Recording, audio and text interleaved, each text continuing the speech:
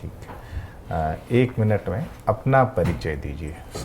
जी मेरा नाम मधुलिका सीवर है, मेरा गृह जिला जोधपुर है और मैंने अपनी स्नातक जो है वो बीकॉम ऑनर्स किया है और मैंने एमबीए किया है और मेरे इंटरेस्ट है मोटिवेशनल वीडियोस देखना और मोटिवेशनल कोट्स पढ़ना और मैं अभी राजस्थान सबऑर्डिनेट कोऑपरेटिव सर्विसेज में काम करती हूँ।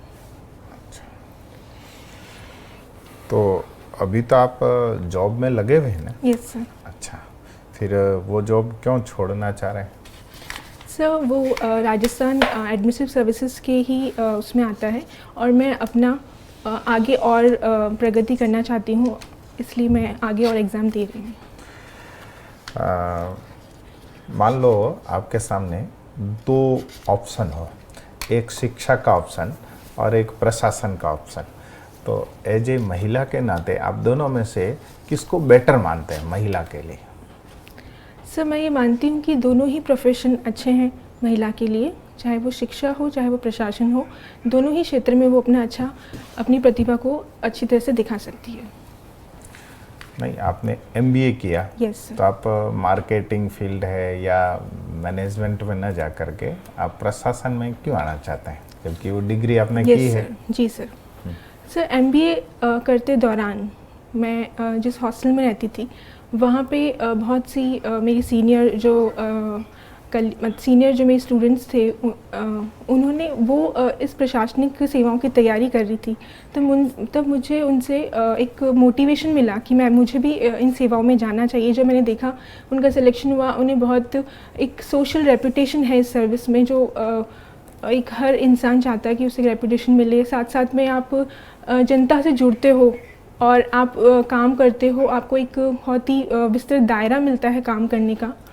प्राइवेट फील्ड में मेरा प्लेसमेंट हो गया था, लेकिन मैंने ज्वाइन नहीं किया क्योंकि मैंने उसी समय ये डिसीजन ले लिया था इन 4th सेमेस्टर कि मुझे प्रशासनिक सेवाओं की तैयारी करनी है। प्रशासनिक अधिकारी जब आप बन जाएंगे तो परिवार और प्रशासन, क्योंकि प्रशासनिक अधिकारी का जो समय है वो तो 24 घंटे का, कहीं भी जाना पड़ सकता है, तो और परिवार भी है, इसमें तालमेल कैसे बिठाएंगे? सर वैसे हर राज्य कर्मचारी सरकार का 24 घंटे सेवक होता है, और लेकिन प्रशासन में देखा जाए तो हमें और अपना समय देना होता है क्योंकि लॉ एंड ऑर्डर की सिचुएशन होती है, दूसरे भी इसमें कुछ क्षेत्र होते हैं जहाँ हमें और काम करना होता है।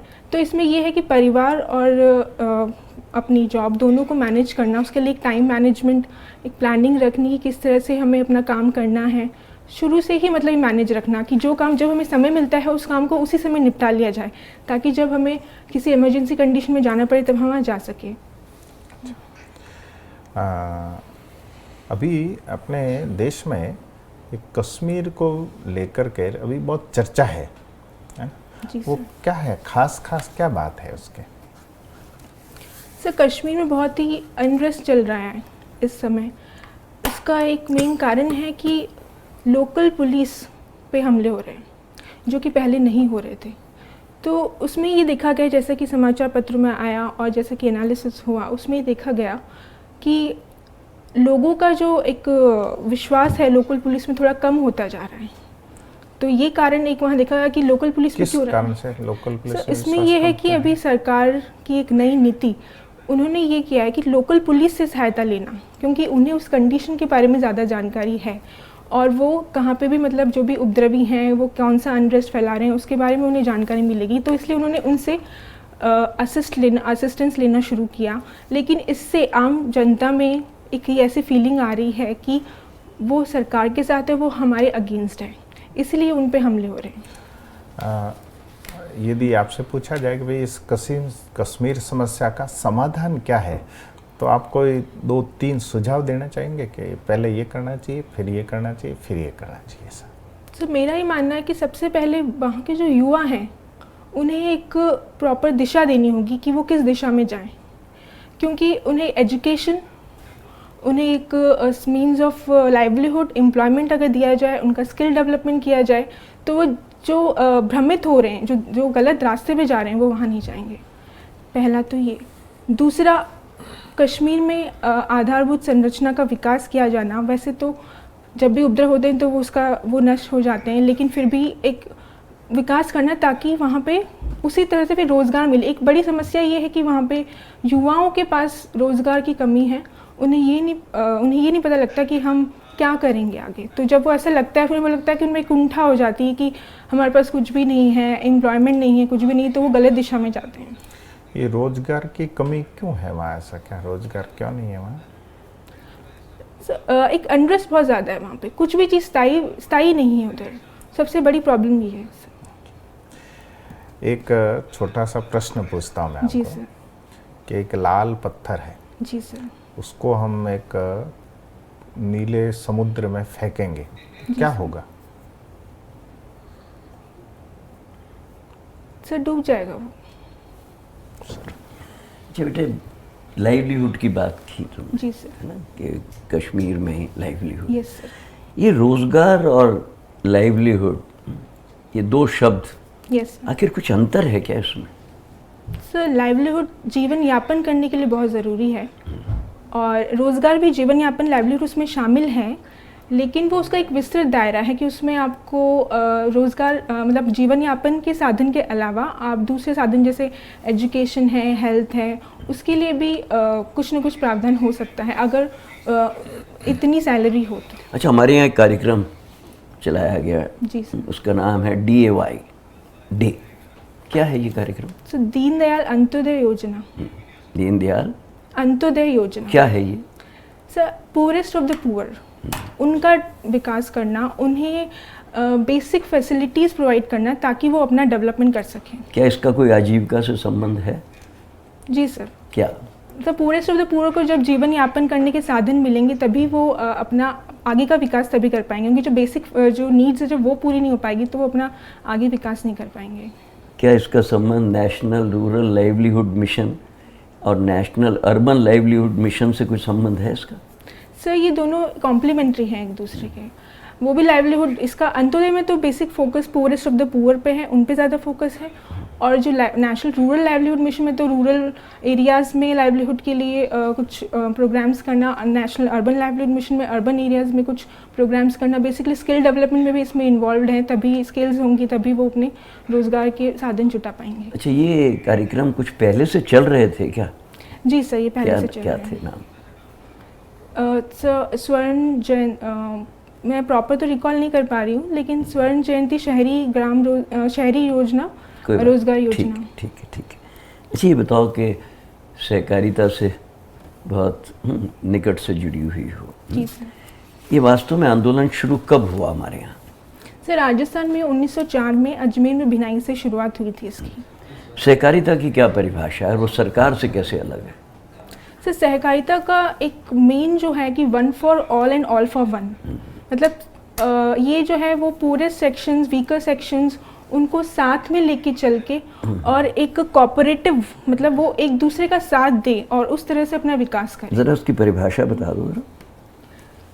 सर सहकारिता का मतलब है सहकार की भावना, मतलब ये तो विस्तार है, मैं तो परिभाषा पूछ रहा हूँ, सहकारिता की क्या परिभाषा है? सर ये कॉपरेशन से संबंधित है। अच्छा, जहाँ तुम्हारी ट्रेनिंग हुई उस संस्था का नाम क्या है? सर विस्तार। सर वैसे मेरी फाउंडेशन ट्रेनिंग जो है वो OTS उदयपुर में हुई थी, officer training centre Udaipur, OTC Udaipur. और जयपुर में क्या संस्था है? राइसिम संस्थान है। क्या नाम है उसका? Rajasthan institute of cooperative education and management. अच्छा, ये बताओ कि डिग्री तो है MBA, इसका विस्तार क्या है? मास्टर ऑफ बिजनेस तो एडमिनिस्ट्रेशन। मुझे बताओ कि एडमिनिस्ट्रेशन और मैनेजमेंट में क्या फ़र्क है? Sir administration setting objectives and goals and objectives को सेट करता है, एक बहुत बड़ा फ्रेमवर्क बनाता है, और मैनेजमेंट जो है गेटिंग थिंग्स डन, लोगों से काम करवाना कैसे करना, प्लान्स, पॉलिसीज, उनका इम्प्लीमेंटेशन। व्यापक क्या होता है एडमिनिस्ट्रेशन? एडमिनिस्ट्रेशन व्यापक है। आप जोधपुर की हो? जी सर। जोधपुर में लास्ट 8-10 साल में कुछ ऐसी इवेंट्स हुई जिसकी वजह से जोधपुर बार बार न्यूज़ में आता गया। एक तो डिजास्टर हुआ कोई, जी वो सर। क्या हुआ?